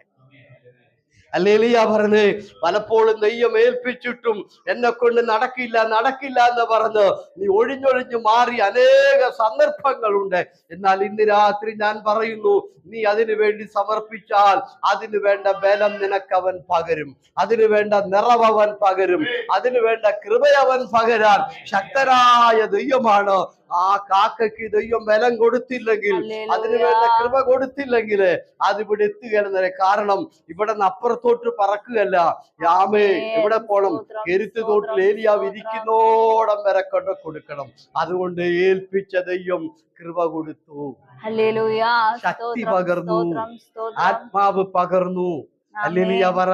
എത്ര പേര് തയ്യാറാ ഇന്ന് രാത്രിയിൽ ദൈവസഭയുടെ ചില കാര്യങ്ങൾ ഏൽപ്പിച്ചാൽ അത് ചെയ്യാൻ ഞാൻ തയ്യാറാണെന്ന് എത്ര പേര് തീരുമാനമെടുക്കും? ഹല്ലേലൂയ പറഞ്ഞ് ഒഴിഞ്ഞു പോകരുത്. പ്രാർത്ഥിച്ചാൽ മറുപടി കിട്ടില്ല എന്ന് എന്നോട് പറയരുത്. അതിനാ ഞാൻ ആദ്യമേ പറഞ്ഞു, ഞാൻ വന്നിട്ട് ഇവിടെ 27 വർഷമായി, എനിക്ക് മറുപടി കിട്ടിയ കാര്യമാണ് പറഞ്ഞത്. എനിക്ക് ഒരു റൂമിനകത്ത് ഇരുന്ന് എനിക്ക് പ്രാർത്ഥിക്കാൻ എനിക്ക് സ്ഥലമില്ല. സ്തോത്രം. എനിക്ക് ആരാധനയ്ക്ക് പോകാൻ സമയമില്ല, വെള്ളിയാഴ്ച അവർ വിടത്തില്ല. ഞാൻ 3 മാസം പ്രാർത്ഥിച്ചപ്പോൾ കമ്പനിയുടെ മാനേജർ സ്നാനപ്പെട്ടു. ആ റൂം എനിക്ക് തുറന്നു തന്നു. ആ റൂമിൽ ഞാൻ സ്ഥിരം പ്രാർത്ഥന നടത്തി. ഹല്ലേലൂയ. ഈ നമ്മുടെ മരിച്ചുപോയ സാവുപാർശ്വം ഒക്കെ വന്നാണ് നടത്തുന്നത്. അദ്ദേഹം രക്ഷിക്കപ്പെട്ടു, സ്നാനപ്പെട്ടു. അവരുടെ കുടുംബം മുഴുവനൊന്ന് വിശ്വാസത്തിലായി. അപ്പൊ പ്രാർത്ഥിച്ച പ്രാർത്ഥന കേൾക്കത്തില്ല എന്ന് നിങ്ങൾ പറഞ്ഞാൽ ഞാൻ എങ്ങനെ അത് സമ്മതിക്കുന്നത്? ഹല്ലേലൂയ പറയും. ഞാൻ എങ്ങനെ അത് സമ്മതിക്കും? ഞാൻ അത് അനുഭവിച്ചതല്ലേ. സ്വോത്രം പറഞ്ഞത് 60 ദിനാറിലൂടെ ഇറങ്ങി ഞാൻ എങ്ങനെ ഈ ഇത് കൊണ്ടുപോണത്? സ്വോത്രം പറ. അപ്പൊ പ്രാർത്ഥനയ്ക്ക് മറുപടി കിട്ടില്ല. പ്രാർത്ഥിച്ച കിട്ടില്ല. നിങ്ങൾ പറഞ്ഞ ഞാൻ കേൾക്കുവോ? ഹല്ലേലൂയ പറ. സ്വോത്രം. കമ്പനി വിസ കഴിഞ്ഞപ്പോ എനിക്ക് വിസ ഇല്ല, ഞാൻ ഇവിടെ എങ്ങനെ നിൽക്കും? ഞാൻ പ്രാർത്ഥിച്ചെനിക്ക് വിസ കിട്ടി. നിങ്ങൾ പറയാ പ്രാർത്ഥിച്ചാൽ നടക്കത്തില്ല. പറയാ ഞാൻ എങ്ങനെ അത് അംഗീകരിക്കുന്നേ? കിട്ടിയ ഞാൻ ഇവിടെ ഇരിക്കുകയല്ലേ. സ്വോത്രം പറഞ്ഞത്. എനിക്ക് പൈസ ഇല്ല, പൈസ വേണം, ദൈവം എനിക്ക് നിങ്ങൾ പറയാ പ്രാർത്ഥിച്ചാൽ കിട്ടില്ല, ഞാൻ സമ്മതിക്കുവോ? ഹല്ലേലൂയ പറ. ആമേൻ. പ്രാർത്ഥനയുടെ കുറവ് തന്നെയാണ് കാര്യങ്ങൾ നടക്കാത്തത്. അത് ആദ്യമേ സമ്മതിക്കുക. Praise the lord. ആമേൻ. പ്രാർത്ഥിക്കണം. സ്തോത്രം കേട്ടോ. ഓ കാക്ക രാവിലെ വരും, വൈകിട്ട് വരും. ഏലിയാവ് കാക്കയ്ക്ക് എന്തെങ്കിലും കൊടുക്കാതിരിക്കത്തില്ല. സ്തോത്രം ഇല്ലേ? കഴിക്കുമ്പോൾ അതിന് കൊടുക്കാതിരിക്കുമോ? Price the Lord. അതിന് കൊടുക്കും. സ്തോത്രം. Price the Lord. അപ്പം കർത്താവിന് വേണ്ടി പ്രവർത്തിക്കുവാൻ ആ കാക്ക സമർപ്പിച്ചു, അത് ഏൽപ്പിച്ച് കൊടുത്തു. സ്തോത്രം. എത്ര പേര് തയ്യാറാകും? ഇനി നമുക്ക് അതിന്റെ 2ാം ഭാഗം ഞാൻ പ്രസംഗിക്കുന്നില്ല, പറഞ്ഞങ്ങ് വിടുക കേട്ടോ. അങ്ങനെ ഇരിക്കുമ്പോൾ കുറെ നാൾ അവിടെ ഇരുന്നു. ഞാൻ പറഞ്ഞില്ല എന്തിനാ അവിടെ ഇരുത്തിയത്? പ്രാണനെ തണുപ്പിക്കാൻ. ടെൻഷൻ. ആഹാബ് കൊല്ലുമെന്നും പറഞ്ഞ് നടക്കുന്നു. പുറത്ത് അനേക പ്രശ്നങ്ങൾ, 4 ചുറ്റും ക്ഷാമവും ദാരിദ്ര്യവും വെല്ലുവിളികളും എതിർപ്പുകളും. അതിന്റെ നടുവിൽ ഒരു പോറൽ പോലും വേക്കാതെ സകല അറേഞ്ച്മെന്റുകൾ ഒന്നും പുള്ളി ചെയ്യേണ്ട, എല്ലാം ദൈവം ഏറ്റെടുത്തിരിക്കുക. അങ്ങനെ ആ ഒരു കാലഘട്ടം തീരുകയാണ്. രണ്ടാം കാലഘട്ടം തുടങ്ങുക. ഇപ്പം രണ്ടാമത്തെ ഘട്ടം എന്ന് പറയുന്നത്, അങ്ങനെ ഇരിക്കുമ്പോൾ ഒരു ദിവസം ആ കാക്ക വന്നില്ല. ഉടനെ ഏലിയാവിനോട് ദൈവം പറഞ്ഞു, ഇനി ഇവിടെ ഇരിക്കണ്ട, ഇവിടുത്തെ ശുശ്രൂഷയൊക്കെ കഴിഞ്ഞു, വെള്ളവും പറ്റി. അപ്പൊ പറഞ്ഞു, ഇനി നീ സരാഫാത്തിലേക്ക് പൊക്കൂ. ഏലിയാവാണോ തീരുമാനിച്ചത്? ദൈവമാ തീരുമാനിക്കുന്നത്. സരാഫാത്തിലേക്ക്, അവിടെ ഞാൻ ഒരു വിധവയോട് കൽപ്പിച്ചിട്ടുണ്ട്. അപ്പൊ ചുരുക്കി പറഞ്ഞാൽ ആ വിഷയം ദൈവം ഏറ്റെടുത്തിരിക്കുക. സരാഫാത്തിൽ പുള്ളി എവിടെ താമസിക്കണമെന്ന് കർത്താവ് തീരുമാനിക്കുന്നത്. ഏത് വിധവയുടെ വീടാണെന്ന് കർത്താവ് തീരുമാനിച്ചു. എല്ലാം ഏറ്റെടുത്തു. അതുകൊണ്ട് ഇന്ന് രാത്രി ഞാൻ ഒരിക്കൽ കൂടെ പറഞ്ഞു, വിളിച്ചിറക്കിയ ദൈവം സകലതും ഏറ്റെടുക്കും. നിന്റെ സകല ആവശ്യങ്ങൾ, നിന്റെ ആഹാരം തുടങ്ങി, നിന്റെ പാർപ്പിടം തുടങ്ങി, നിന്റെ വസ്ത്രം തുടങ്ങി, ആമേൻ ആമേൻ ആമേൻ ആമേൻ, അതെല്ലാം നീ അറിയാതെ ക്രമീകരിക്കുന്നത്. അതെല്ലാം ദൈവം ഏറ്റെടുക്കും. ഇവിടെ കണ്ടല്ലോ, അസാധ്യമായ നിലയിൽ, ഒരു മനുഷ്യന് കണ്ടിട്ടില്ലാത്ത നിലയിൽ കെരുത്ത് തോട്ടിൽ ദൈവം കരുതിയെങ്കിൽ അതിനേക്കാൾ വലിയ കരുതൽ അപ്പുറത്ത്. തീർന്നു. അപ്പുറത്തോട്ട് പൊക്കോളാൻ പറഞ്ഞു. കെരുത്ത് തോട്ടിന്ന് നിർത്തിക്കൂ, ഇനി ഇവിടെ വേണ്ട, സരാഫാത്തിലോട്ട് പൊക്കോളാം. ഇവിടെ എന്താ പഠിച്ചത്? എന്ത് പഠിച്ചു? ഇവിടുത്തെ തീർന്നില്ലേ? തീർന്നു. ഇനി അങ്ങോട്ട് പോകണം, സരാഫാത്തിലോട്ട് പൊക്കണം. അവിടെ എന്തുണ്ട്? ഞാൻ വിധവയോട് കൽപ്പിച്ചിട്ടുണ്ട്. അവിടെ വിധവയുടെ വീട്ടിൽ താമസിക്കാൻ സൗകര്യമുണ്ട്, അവിടെ ഭക്ഷണമുണ്ട്, കാര്യങ്ങളെല്ലാം ഉണ്ട്. ഇനി കർത്താവ് പറയുന്നവര് ഇനി കാര്യങ്ങളെല്ലാം അവിടെ. എന്തിനാണെന്നോ എന്താണെന്നോ ഒന്നും തിരിച്ചങ്ങോട്ട് എത്തില്ല. നമ്മളാണ് 100 ചോദ്യം ചോദിച്ചാൽ, ഏത് വിധവയാ, വെളുത്തതാണോ കറുത്തതാണോ, ആരാണ്, എന്താണ്, ആമേ, നമ്മളെന്ത് ചെയ്തു? 100 ചോദ്യം നമ്മൾ ചോദിച്ചാല്. ഞാൻ ശാലിയോട് പറഞ്ഞു, ഇവിടെയാ നമ്മുടെയൊക്കെ. അബ്രാഹാമോട് തല വെക്കാൻ പറഞ്ഞപ്പോ പുള്ളി തിരിഞ്ഞു ചോദിച്ചില്ല, ഞാൻ എന്തിനാ തല പൊക്കുന്നത്? ഞാൻ തല പൊക്കുന്നതില്ല, നല്ല സ്ഥലം കൊണ്ട് ലോത്ത് പോയി, ഞാൻ തല പൊക്കിട്ട് എന്നാ കിട്ടാനാ? നമ്മളിതാ ചോദ്യം. പ്രാർത്ഥിച്ച് എന്തിനാ ഭാഷ പ്രാർത്ഥിക്കുന്നത്? പ്രാർത്ഥിച്ച എന്ത് നടക്കാനാ? സ്തോത്രം, ആമേൻ. പുള്ളി എന്ത് ചെയ്തു? അങ്ങ് അനുസരിച്ചു. മറിച്ചൊന്നും അങ്ങോട്ട് ചോദിച്ചില്ല. തല പൊക്കി കഴിഞ്ഞപ്പോ പറഞ്ഞു, ആ ദേശം കണ്ടോ, അതൊക്കെ നിനക്ക് തരാനാണ് നിന്നോട് തല പൊക്കാൻ ഞാൻ പറഞ്ഞത്. അതൊക്കെ നിന്റെ തലമുറയ്ക്ക് തരാനാണ് ഞാൻ പറഞ്ഞത്, തല പൊക്കി നോക്കാൻ. ഹല്ലേലൂയ പറഞ്ഞേ. അപ്പോൾ അബ്രഹാം തല പൊക്കുന്നതിന് മുമ്പ് കാര്യം തിരക്കിയിട്ടാണോ പൊക്കിയത്? കാര്യങ്ങളൊക്കെ അറിഞ്ഞിട്ടാണോ? ആമേൻ. വിശ്വാസത്തോടെ, അല്ലേ? അപ്പൊ സരാഫാത്തിലിട്ട് പോവാ കേട്ടോ. രണ്ടാം ഘട്ടം തുടങ്ങി. ഈ ഒരു പോയിന്റ് പറഞ്ഞ് നമുക്കിപ്പോ ഇവിടെ നടത്താം. ഇവിടെ എന്താ നിങ്ങൾ പഠിക്കേണ്ടത്? പറഞ്ഞാട്ടെ, എന്താ പഠിക്കേണ്ടത്? ആമേ പ്രൈസ്. ഞാനിങ്ങനെ ചോദിക്കുന്നത് എന്താന്ന് ചോദിച്ചാല്, കുറച്ച് തലമണ്ടയും കൂടെ നമുക്ക് വേണം, ഇച്ചിരി ബുദ്ധിയുടെ ഒക്കെ നമുക്ക്, ഇച്ചിരി ചിന്തയൊക്കെ വേണം നമുക്ക്. ഇവിടെ നമ്മൾ പഠിക്കുന്ന കാര്യം, ഇവിടുത്തെ വഴി അടയുന്നതിന് മുമ്പ് അപ്പുറത്ത് തുറന്നു കഴിഞ്ഞു. കാക്കയുടെ വരവ് നിൽക്കുന്നതിന് മുമ്പ് വിധവയോട് ദൈവം കൽപ്പിച്ചു കഴിഞ്ഞു, എന്റെ ദാസൻ ഇങ്ങോട്ട് വരുന്നുണ്ട്. ഹല്ലേലൂയ പറഞ്ഞ്. അതുകൊണ്ട് ഒന്ന് നിങ്ങൾ പഠിച്ചോളുക, ഒന്നടയുന്നെങ്കിൽ അതിനു മുൻപേ മറ്റൊന്ന് തുറന്നിട്ട് ദൈവം അടയ്ക്കും. ഹല്ലേലൂയ പറഞ്ഞാട്ട്. ദൈവവൈദ്യരെ, ഇന്ന് രാത്രി നീ ഭാരപ്പെടേണ്ട. നിന്റെ ജീവിതത്തിൽ ചിലതൊക്കെ അടഞ്ഞു പോയെന്നോർത്ത് നീ വിഷമിക്കേണ്ട. അടഞ്ഞു പോയെങ്കിൽ അടയാത്തത് അപ്പുറത്ത് തുറന്നിട്ടിട്ടുണ്ട്. അപ്പുറത്ത് തുറന്ന വഴി ഏതാ? അടയാത്തത്, പിന്നെ നിന്നു പോകാത്തത്. മാവെടുക്കുമ്പോൾ വീണ്ടും അത്രയും മാവ് ആ കലത്തിൽ. ഇവിടുത്തതോ? ഇവിടുത്തത് 3 അപ്പം കഴിച്ചാൽ പിന്നെ ഇല്ല, അത് തീർന്നു പോയി. അവിടുത്തെ തീരാത്തതാ തുറന്നേക്കുന്നത്. അടയാത്തത് തുറന്നിരിക്കുന്നു, നിന്നു പോകാത്തത് തുറന്നിരിക്കുന്നു. മഴ പെയ്യുന്നത് വരെയും അവിടുത്തെ തുറന്നിട്ടിരിക്കുക. അതുകൊണ്ട് ഇന്ന് രാത്രി എനിക്ക് പറയാനുള്ളത്, ആരും വിഷമിക്കേണ്ട. വഴി അടഞ്ഞെങ്കിൽ അടയാത്തത് തുറന്നിട്ടാണ് ദൈവം അടച്ചത്. ഈ ഒരു വഴി അടയുമ്പോൾ രണ്ടാമത്തത് അവൻ തുറന്നിരിക്കും. അത് അടയുന്നതിന് മുൻപേ നമ്മുടെ കർത്താവ് തുറക്കും. ഹല്ലേലൂയ പറഞ്ഞേ. ഇനി എല്ലാവരും എഴുന്നേറ്റ് നിൽക്കാം. സമയമില്ലാത്തത് കൊണ്ട് ഇനിയുള്ള സമയം നമ്മൾ പാട്ടുപാടി ദൈവത്തെ ആരാധിക്കാൻ പോകുന്നു, സ്തുതിക്കാൻ പോകുന്നു. എല്ലാവരും എഴുന്നേറ്റു ഞാൻ കരുതുകയാണ്. അത് മുമ്പേ ഞാൻ പറഞ്ഞതുപോലെ എല്ലാവരും മുൻപോട്ട് കുറെ കൂടെ ഒന്ന് കയറി നിൽക്കുക. എല്ലാരും കണ്ണടച്ചല്ലോ. യേശുവേ നന്ദി.